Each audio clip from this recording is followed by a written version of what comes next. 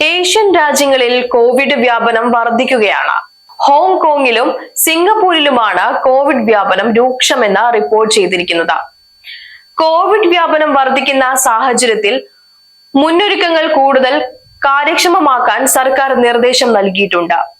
കൂടുതൽ കോവിഡ് കേസുകൾ വർദ്ധിക്കുന്നത് ഏഷ്യയിലുടനീളം ആശങ്കയ്ക്ക് വകവെക്കുന്നുണ്ട്.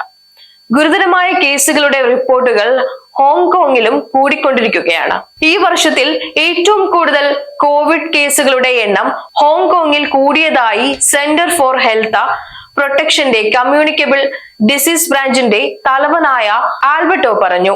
മെയ് മാസാവസാനത്തിൽ 31ഓളം കേസുകളാണ് റിപ്പോർട്ട് ചെയ്തിരിക്കുന്നത്. ഇതിൽ മരണപ്പെട്ടവരുടെ എണ്ണവുമുണ്ട്.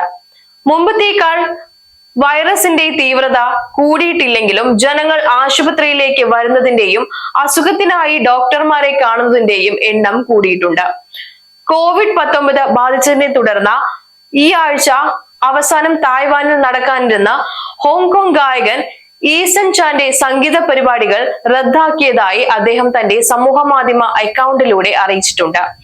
7 ദശലക്ഷത്തിലധികം വരുന്ന ഹോങ്കോങ്ങിലെ ജനങ്ങൾ ഇപ്പോൾ കോവിഡിന്റെ ഭീതിയിലാണ് കഴിയുന്നത്.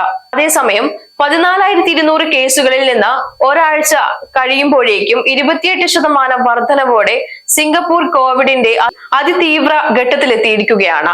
സിംഗപ്പൂർ മന്ത്രാലയമാണ് ഈ വർഷത്തെ കോവിഡ് വ്യാപനത്തിന്റെ ആദ്യ കണക്കുകൾ പുറത്ത് വിട്ടിരിക്കുന്നത്. പൊതുവെ കൃത്യമായ വർധനവ് ഉണ്ടാകുമ്പോൾ മാത്രമാണ് സിംഗപ്പൂർ കണക്കുകൾ പുറത്തുവിടുക. ജനങ്ങൾ ആശുപത്രിയിൽ വരുന്നതിന്റെ 30% വർധനവാണ് സിംഗപ്പൂരിലും കാണുന്നത്.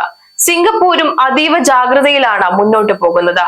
വരുന്ന റിപ്പോർട്ടുകൾ പ്രകാരം ജനങ്ങൾക്കിടയിലെ കോവിഡ് വ്യാപനം കാണിക്കുന്നത് അവരുടെ പ്രതിരോധ ശേഷി കുറയുന്നതിന്റെ അടയാളമായിട്ടാണ്. കോവിഡ് വാക്സിൻ ജനങ്ങൾ കൃത്യമായി എടുക്കുന്നുണ്ടോ എന്ന് ഉറപ്പുവരുത്തുകയാണ് അധികൃതർ ഇപ്പോൾ. ചൈനയിലും കോവിഡ് വ്യാപനം കൂടിക്കൊണ്ടിരിക്കുകയാണെന്നാണ് പുറത്തു വരുന്ന റിപ്പോർട്ടുകൾ. ഇതുവരെ ചൈനയിലെ ജനങ്ങൾക്കിടയിലെ കോവിഡ് ടെസ്റ്റ് പോസിറ്റിവിറ്റി നിരക്ക് ഇരട്ടിയിലധികമായിരിക്കുകയാണ്. വേനൽ ശക്തി പ്രാപിച്ചാൽ വൈറസുകളുടെ തീവ്രത കുറയേണ്ട പക്ഷം കോവിഡിന്റെ പോസിറ്റിവിറ്റി കണക്കുകൾ ദിനം പ്രതി വർദ്ധിച്ചു വരികയാണ്. Zag news, Thiruvananthapuram. നേരിന്റെ വാർത്തകൾ നിങ്ങളുടെ വിരൽത്തുമ്പിലെത്താനായി സാഗ് ന്യൂസ് ചാനൽ സബ്സ്ക്രൈബ് ചെയ്തും ഷെയർ ചെയ്തും ഒരു ശരിയായ മാധ്യമ നിലപാടിനൊപ്പം നിൽക്കാൻ ഞങ്ങൾ നിങ്ങളെ ക്ഷണിക്കുന്നു.